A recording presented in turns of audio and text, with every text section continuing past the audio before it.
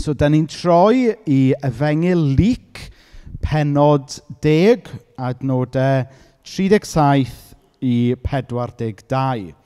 A'r cyd-destun yw fod Iesu yn galw heibio yn hyd dwy chwaer, Mair a Martha.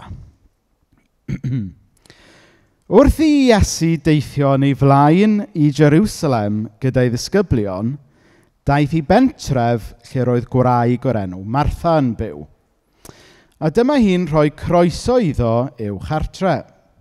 Roedd gan Martha chwaer o'r enw Mair, ac eisteddodd hi o flaen yr arglwydd yn gwrando ar yr hyn roedd e'n ei ddweud. Ond, roedd yr holl baratoadau roedd angen ei gwneud yn cymryd sylw Martha i gyd. A daeth at Iesu a gofyn iddo, Arglwydd, wyt ti ddim yn poeni bod fy chwaer wedi gadael i mi wneud y gwaith i gyd?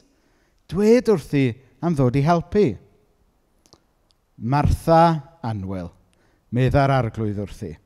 Rwyt ti'n poeni ac yn cynhyrfu am y pethau yna i gyd, ond dim ond un peth sydd wir yn bwysig. Mae Mair wedi dewis y peth hwnnw, a fydd neb yn gallu ei gymryd oddi arni hi. So darllened eitha byr, ond gobeithio bod yna lot o bethau gwerthfawr yn o fe i ni heddiw. So, i chi sydd falle wedi edrych ar yr hanes yma o'r blaen yn gyfarwydd gyda'r hanes yma, y dehongliad ystradebol chydig bach yw mae beth sy'n mynd ymlaen fan hyn yw fod Mair yn rhoi sylw i Iesu ac yn ystod wrth draed Iesu, lle mae Martha yn esgeiluso Iesu. Mae'n gadael i'w prysurdeb a'r gwahanol bethau sydd gyda hi'n wneud, fynd ei sylw hi cyn rhoi sylw i Iesu. A mae yna rhywbeth i ni fyfyrio amdano yn y dehongliad yna, ddown ni at hwnna yn ail hanner y neges. Ond mwyn wir mynd i'r afel a beth sydd yn mynd mlaen yn yr hanes yma, mae angen i ni fynd mewn peiriant amser, fel dwi'n deud yn aml. Mae angen i ni fynd yn ôl 2000 o flynyddoedd i y Dwyrain Canol, i Jerusalem yn nghyfnod y Testament Newydd. Achos mae angen i ni ddeall rhywbeth am gyd-destun diwylliannol y cyfnod mwyn deall y nuances a'r gwahanol bethau sy'n mynd mlaen yn yr hanes yma. Nawr, falle bod chi wedi bod yn dilyn y newyddion wythnos yma, ond un o'r pethau oedd ar y newyddion wythnos yma oedd stori ynglyn â data leak o Afghanistan. Rwy'n wedi dilyn hwn ar y newyddion? Neu mae gennych chi bethau gwell i wneud na? Yna ni, mae Maggie, dwi'n falch bod rhywun yn watcho'r newyddion. Ac oedd yn stori drist mewn gwirionedd, yn doedd? Oedd ynglyn â rhyw gamgymeriad, oedd rhywun o Llywodraeth Prydain wedi wneud, yn rhyddhau rhestr o bobl oedd wedi bod yn gweithio i Brydain ac America, dwi'n meddwl, tra oedd y wlad, tra oedd yr hen lywodraeth yn rheoli Afghanistan. A wedyn pan nath y Taliban, wrth gwrs, gymryd y llywodraeth nôl drosto, mi oedd cael eich gweld ar y rhestr yma yn beryglus iawn yn doedd. Mi oedd enwau'r pobl mewn perygl achos oedd nhw'n cael ei weld fel collaborators gyda Prydain ac America ac yn y blaen. A mae Afghanistan, wrth gwrs, yn wlad anodd iawn. Mae'n wlad galed iawn. Mae'n wlad mae lot o Gristnogion yn cael eu herlyd ynddo. Ond mae'n wlad arbennig o anodd i wragedd hefyd, oherwydd mae'r Taliban yn gyfundrefn sydd yn galed iawn ar hawliau gwragedd ac yn y blaen. Ac mae'n rhoi rhyw flas i ni o'r cyd-destun diwylliannol falle. Mae fe'n wahanol, dwi'n derbyn hynny, ond mae'n rhoi rhyw flas i ni o'r cyd-destun diwylliannol mae'r stori yma'n cael ei chwarae allan ynddo fe. Mi oedd e'n gyd-destun patriarchaidd. Mi oedd e'n gymdeithas ac yn gymuned 2000 o flynyddoedd yn ôl, lle oedd ffiniau pendant rhwng gofodau dynion a gofodau merched.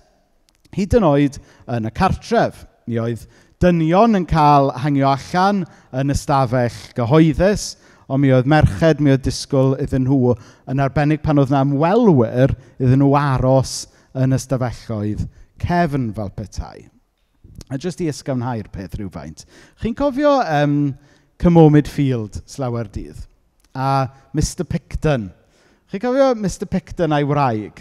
Un o'r running jokes oedd bod chi byth yn gweld gwraig Mr Picton.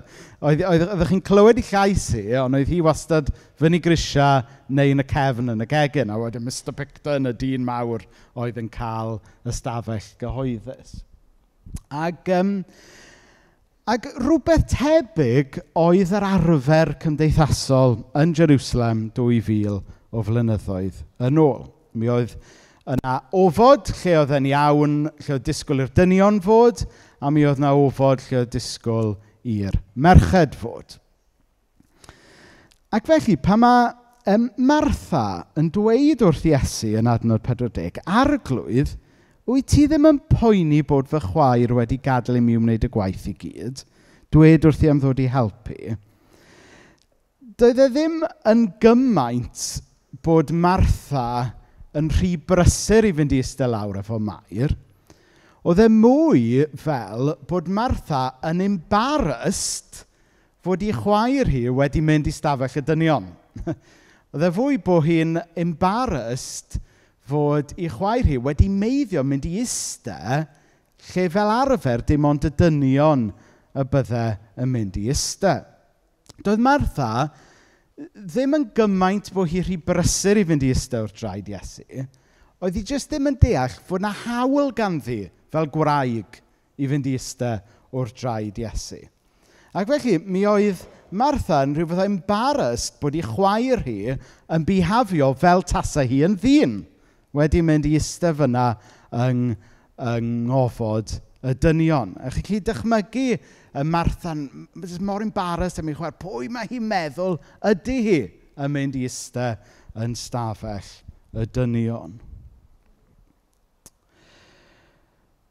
Nawr mae'r ffreis yma bod Mair wedi mynd i eistedd wrth draed Iesu. Mae'r dewis yn o eiriau yn y groi gwreiddiol, eistedd wrth draed.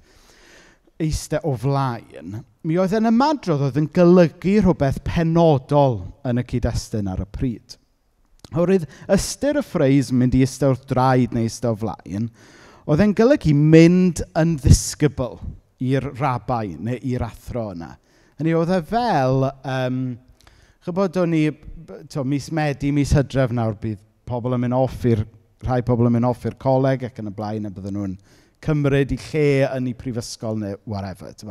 Oedd e'n ffreis tebyg, os oedd rhywun yn mynd i eistedd wrth draed, oedd e'n golygu bod nhw'n rhoi hunain i fod yn ddisgybl i'r athro neu i'r rabai yna.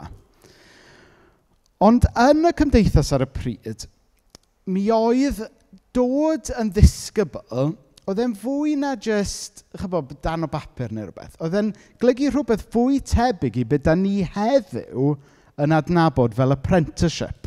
Bod rhywun yn dod yn apprentice i'r athro. Bod chi ddim yn jyst yn dysgu syniadau yr athro, ond bod chi hefyd yn dysgu bod fel yr athro. Trin pobl fel yr athro. Dilyn ffordd yr athro. Felly, chi'n gweld arwyddocad beth sy'n digwydd fan hyn. Bod Mair ddim jyst wedi mynd i stafell y dynion, ddim jyst wedi mynd i eistedd lle bydde fel arfer jyst y dynion yn eistedd, ond oedd hi'n rhoi ei hun i fod yn apprentice i Iesu. Oedd hi'n rhoi ei hun i fod yn ddisgybl i Iesu. A mi oedd hwn yn arwyddocâl iawn, fod Mair yn dewis derbyn y gwahoddiad yna gan Iesu i gymryd ei lle wrth ei draed. A mi oedd hwn yn chwyldroadol, fel ni'n dweud, yn cymdeithas ar y pryd, oedd dynion a merched yn cael eu cadw ar wahân, oedd dim lot o hawliau gan ferched. Ond pan oedd e'n dod i deyrnas Dduw, mi oedd merched yn gydradd gyda dynion. Mi oedd merched yn cael cymryd i lle fel apprentice i Iesu llawn gymaint ar dynion. A mae Tom Wright yn dweud yn ei esboniad o'r rhan yma o'r Beibl.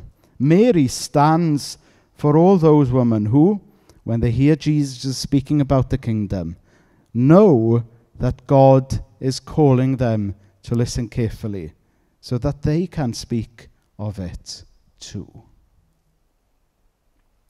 Nawr, falle bod rhai o'ch chi'n meddwl bore yma, wel Rhys, dwi wedi dod yma bore yma i glywed yr Efengil, nid i glywed speech am feminism. Wel, sticiwch gyda fi am eiliad. Dwi ddim wedi dod yma i wneud speech am feminism. Be dwi eisiau ni weld bore yma yw fod yr Efengil Gristnogol yn ail ddiffinio perthynas ni gyda Duw, a drwy hynny'n ail ddiffinio'n perthynas ni gyda'n gilydd. Oedd Iesu yn y busnes o ail ddiffinio pobl gyda'i gilydd oherwydd bod e'n gyntaf wedi ail ddiffinio i berthynas gyda'r ddynoliaeth trwy i gariad hunan aberthol.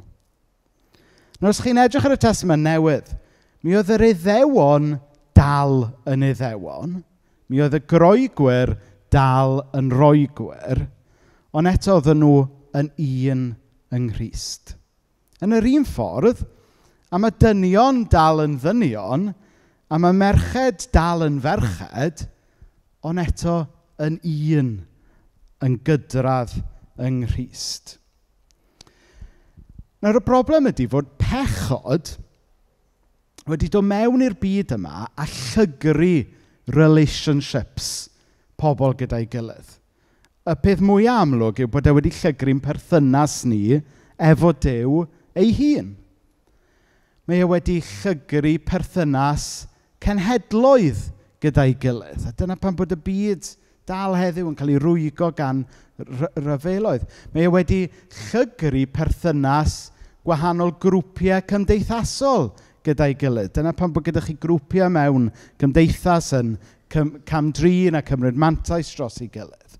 Ond mae e hefyd wedi llygru'r berthynas rhwng dynion a merched.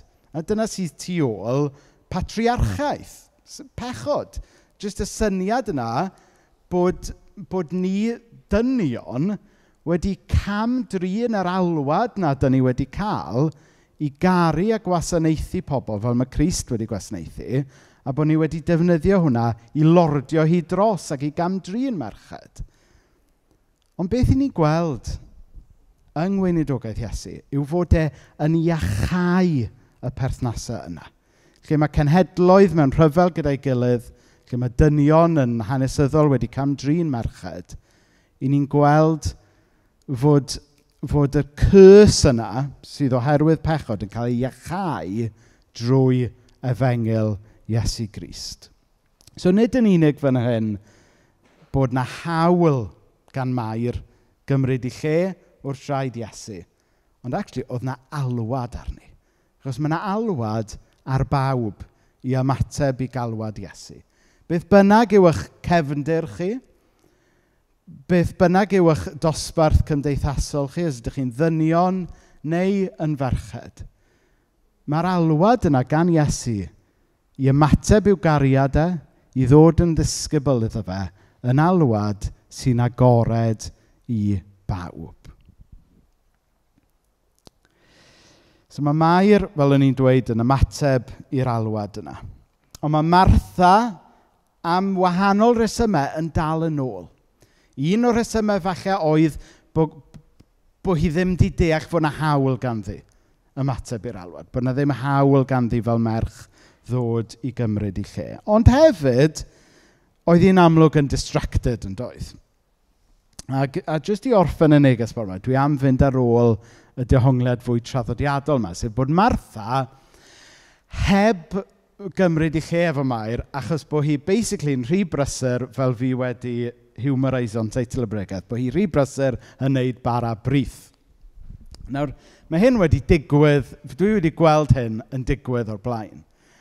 Dwi ddim wedi enwi enwau, achos tybo fel gweinidog dwi'n cyfri'n ngwaith bugeiliol yn yn gyfrinachol iawn. Ond gai feiddiau i awgrymu, weithiau dwi wedi ymweld â rhai cartrefi, a dwi jyst i goffa siarad efo'r dyn.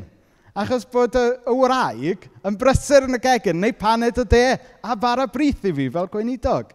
Na, pan dwi'n dod i gweld chi, dwi eisiau gweld chi gyd. Dwi eisiau bugeilio holl gorff Crist.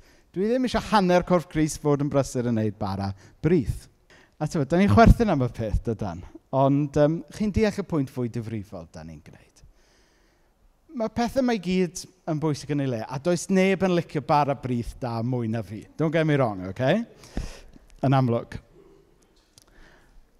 Ond jyst, gadewch ni ddifrifoli am eiliad, a sylweddoli fod na ddim byd mwy pwysig na cymryd yn lle o'r draed Iesu. Dyna yw y peth fwyaf pwysig. Dim ots dy fi pa beth arall chi'n meddwl sy'n fwy pwysig, does dim byd yn fwy pwysig na'n ymateb ni i alwad Iesu ar yn bywyd.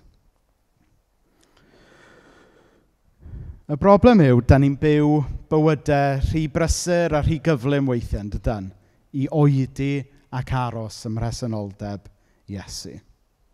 Rai blynyddoedd yn ôl, o'n i mewn cynhadledd gweinidogion. A dwi'n cofio un gweinidog wedi ymddeol yn rhannu gair o brofiad gyda ni. Ac oedd e'n sôn am 2 gyfnod yn ei fywyd 2 le gwahanol lle buodd e'n weinidog. Fe ddechreuodd fel gweinidog yn Port Talbot, ardal diwydiannol iawn. Ac oedd e fyna yn y 70au, mi oedd y gwaith dir ac yn y blaen dal yn ei anterth bryd hynny. Oedd y capel yn llawn gweithwyr dir. Ac oedden nhw'n gweithio oriau yn eu gwaith caled, oriau hir, dan amodau caled ar gyflog digon syml. Oedden nhw ddim yn cael llawer o wyliau, a mi oedd telerau salwch yn wael. Ond yn ystod i holl flynyddoedd yna, yn bod yn weinidog ar y bobl mae oedd yn gweithio'n rili caled, nath e ddim unwaith clywed bod unrhyw un yn stressed. Yeah? So hold that thought. Ar ôl gorffen yn Port Talbot, fe ath e wedyn yn weinidog i gyd-destun dinesig. A ddim dweud lle, dyma'n 2 ddinas sydd yn Nghymru. So, ath e weinidog wedyn i gyd-destun dinesig. A mi oedd yr eglwys yma'n hollol wahanol. Mi oedd y cyd-destun yn fwy dosbarth canol, mi oedd pobl mewn swyddi proffesiynol, gweithio llai oriau, ond ar gyflog gwell, a llai o bwysau byddwch chi'n disgwyl ar y pobl yma. Ond oedd e'n dweud o'i holl flynyddoedd yn yr ail eglwys yma, oedd ei prif waith bugeiliol yn helpu pobl oedd yn delio gyda be? Gyda stres. Gyda pryder, gyda gorbryder ac yn y blaen. Ac oedd e'n wneud yr observation diddorol, chybod, beth oedd wedi newid? Wel, un o'r pethau oedd wedi newid oedd y cyfnod. Hynny yw, erbyn iddo fod yn weinidog ar ei ail eglwys, mi oedd y byd modern wedi dod go iawn. A'i holl distractions, a'i holl bwysau, ar rhyngrwyd, ar ffôn, symudol ac yn y blaen. Productivity oedd popeth. Pa pobl yn gwybod gwerth y bint, ond ddim yn gwybod gwerth y byd.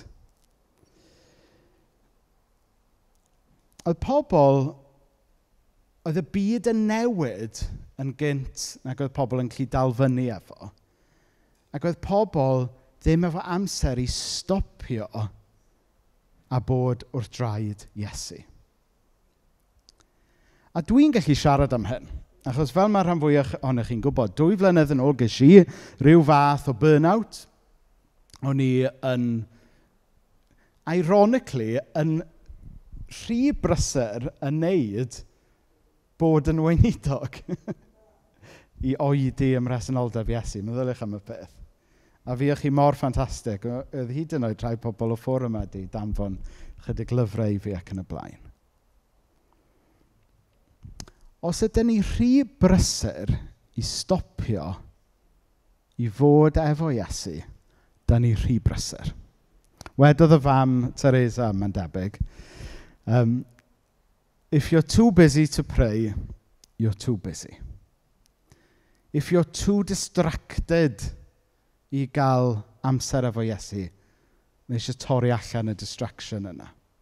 O'n i'n sgwrsio efo Darren ar y ffordd mewn, do dda'n, tyfod. Un o'r pethau dwi wedi wneud ers 2 flynedd nawr, yw rhoi notifications off ar y ffôn. Dwi dal yn checio Facebook ac yn y blaen sawl gwaith y dydd, gormod o weithiau y dydd. Ond o leia dydy'r ping nawr ddim yn dod ar draws fi.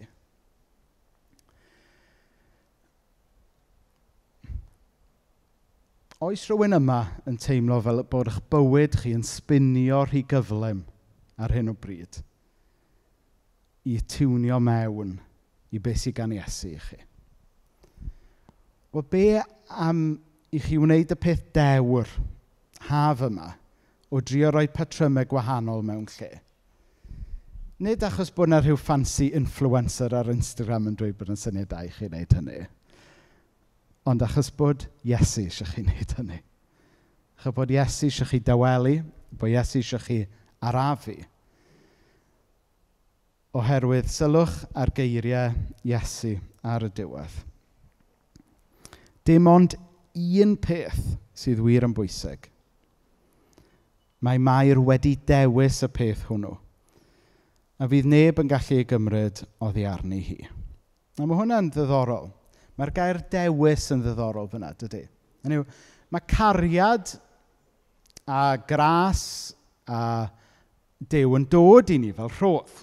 Does dim byd gallwn ni wneud i'w ennill. Mae'n anrheg yna i ni. Ond eto, mae yna gyfrifoldeb i ni ymateb i hynna. Mae yna ddewis i'w wneud. Nawr, haf yma, mae yna beth eraill yn bywyd ni sy'n bwysig, wrth gwrs. Mae'n gwaith ni yn bwysig. Mae'n gofal ni at yn teulu yn bwysig. Ond os newn ni gael y dewis cyntaf yna'n iawn, sef bod wrth draed Iesu, fydd popeth arall yn syrthio i'w le wedyn. Bydd popeth arall yn cymryd i'w le. Dim ond un peth sydd wir yn bwysig, mae Mair wedi dewis y peth hwnnw. Oes rhywun yma bore yma angen wneud y dewis yna? Falle am y tro cyntaf, neu falle o'r newydd. Oes rhywun angen reset yn ei perthynas a'i ffydd fel disgybl Iesu bore yma. Gai wahodd chi ar eich traed, a newn ni jyst gweddio trwy rhai o'r pethau yma. A gall y band ddod fyny yn y cyfamser hefyd.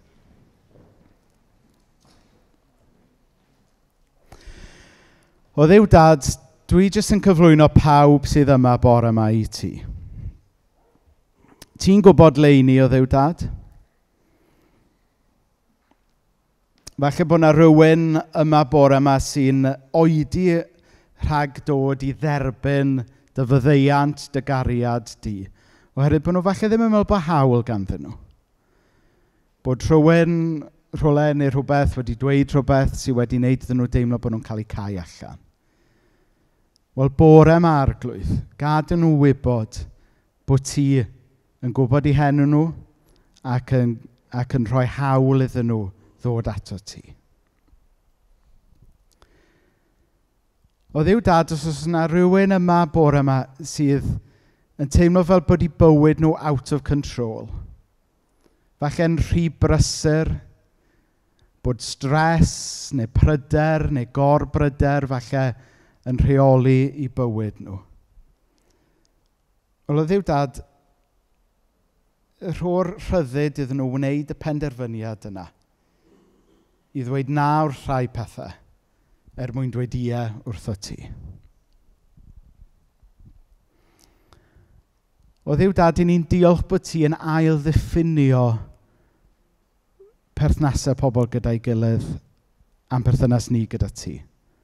Da ni'n ymwybodol o Dduw Dad fod pechod wedi gwneud yn perthynas ni efo ti yn amhosib heb bod ti wedi achau. A da ni'n ymwybodol fod pechod yn gwneud yn perthynas ni efo'n gilydd yn anodd weithiau. Da ni'n gofyn i ti iachau pob perthynas trwy gymod Iesu. Dim ond un peth sydd wir yn bwysig. Mae Mair wedi dewis y peth hwnnw. O Dduw Dad, rho'r ffydd i bob un ohono ni ddewis y peth hwnnw hefyd. A fydd neb yn gallu ei gymryd oddi arni hi. O Dduw Dad, wedi ni ddewis Iesu. Gad i ni gofio fod hwnna yn rodd yn anreg sy'n para gyda ni am byth. Felly, yr haf yma o Dduw Dad, helpa ni gyd gyda cymorth yr Ysbryd Glân i roi rhythms newydd a gwell mewn i'n bywyd sy'n blaenoriaethu'n perthynas ni efo ti. Amen.